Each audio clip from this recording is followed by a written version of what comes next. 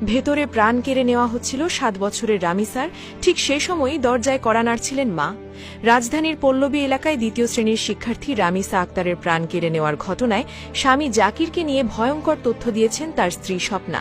যে প্রতিবেশী দম্পতি মাত্র ২ মাস আগে সামনের ফ্ল্যাটে ভাড়া এসেছিলেন, তারা যে এমন নৃশংসতার জাল বুনে রেখেছেন তা ঘুণাক্ষরেও টের পাননি কেউ। ১৭ বছর ধরে একই ভবনে বসবাস করা একটি পরিবারের ৭ বছরের সাজানো স্বপ্ন নিমিষেই ধূলিসাৎ হয়ে গেল এক পৈশাচিক লালসার বলি হয়ে। ১৯ মে মঙ্গলবার প্রতিদিনের মতো সকালটি শুরু হয়েছিল স্বাভাবিক নিয়মেই।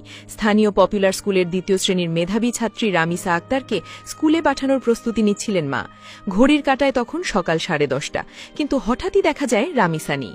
উৎকণ্ঠিত মা মেয়েকে খুঁজতে খুঁজতে যখন পাশের ফ্ল্যাটের সামনে পৌঁছান, তখন সেখানে পড়ে থাকতে দেখেন ছোট্ট রামিসার স্যান্ডেল জোড়া।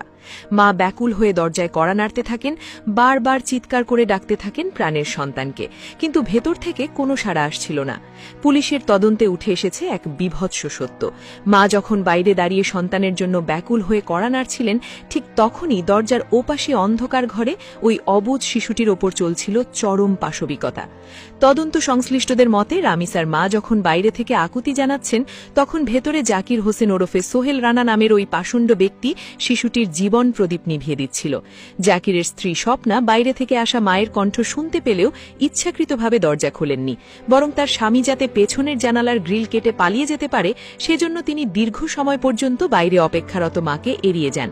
জাকিরের পলায়ন নিশ্চিত হওয়ার পরই তিনি দরজা খোলেন, কিন্তু ততক্ষণে অনেক দেরি হয়ে গেছে। পরে পুলিশ ওই ফ্ল্যাটের খাটের নিচ থেকে উদ্ধার করে রামিসার নিথর দেহ। বাথরুম থেকে উদ্ধার হয় বিচ্ছিন্ন হওয়া অংশ। মাত্র ৭ বছর বয়সী একটি নিষ্পাপ শিশুর সাথে এমন চরম বর্বরতা দেখে শিউরে উঠেছে খোদ পুলিশ কর্মকর্তারাও।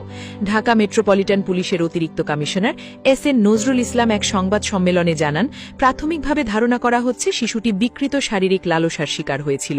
এই অমানবিক নিষ্ঠুরতা যাতে জানাজানি না হয়, সেই ভয় থেকেই শ্বাসরোধ করে রামিসার প্রাণ কেড়ে নেওয়া হয়।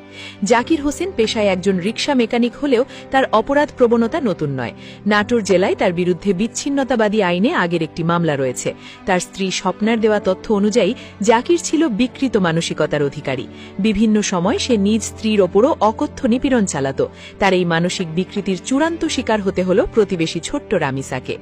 ঘটনার পর জাকির অত্যন্ত চতুরতার সাথে পালিয়ে গেলেও শেষ রক্ষা হয়নি। তথ্য প্রযুক্তির সহায়তায় পুলিশ জানতে পারে সে পালিয়ে নারায়ণগঞ্জে গিয়ে আত্মগোপন করেছে এবং সেখানে একটি বিকাশের দোকান থেকে টাকা তোলার চেষ্টা করছে। স্থানীয় পুলিশ এবং সাধারণ মানুষের সহযোগিতায় ঘটনার মাত্র ৭ ঘণ্টার মধ্যে তাকে গ্রেপ্তার করা হয়। তার স্ত্রী স্বপ্নাকেও এই নৃশংস ঘটনার সহযোগী হিসেবে আটক করেছে পুলিশ। ১৭ বছর